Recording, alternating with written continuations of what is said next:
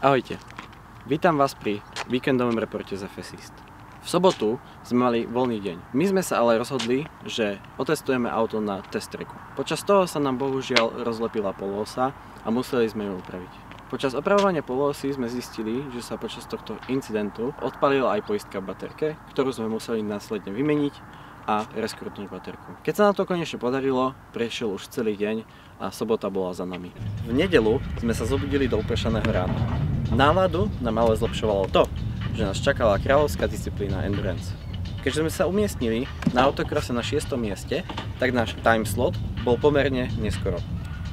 Z rána tými jazdili na mokrej trati, ale trať postupne vysychala, keďže dážď ustupoval. Bohužiaľ sa Miláno na trati nabúralo a preto sa náš nástup na trať predĺžil. Všetci sme napäto čakali, kým sa dostaneme na radu na Endurance. Na trať sme sa konečne dostali s týmom Stuttgart a Viedeň. Stuttgart v polke Endurance dostal čiernu vlajku za nefungujúce cálko a my sme ďalej pokračovali.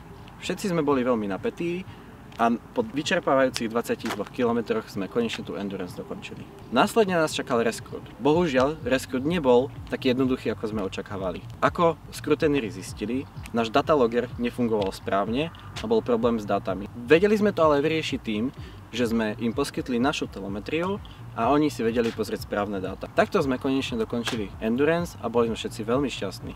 Následne, keď sme si pozreli live timingy, tak sme zistili, že sme na 5. mieste, čo bol pomerný úspech pre nás, pretože zadokolka na vode nebola najrýchlejšia. Na vyhodnotení sme ale zistili, že sme sa umiestnili na 2. mieste, keďže ostatné týmy pravdepodobne neprešli reskrutom, a taktiež sme sa umiestnili na 2. mieste v kategórii Efficiency. Taktiež sme sa umiestnili na 2. mieste v Engineering dizajne a tieto 3 druhé miesta boli pre nás veľkým úspechom na FS East.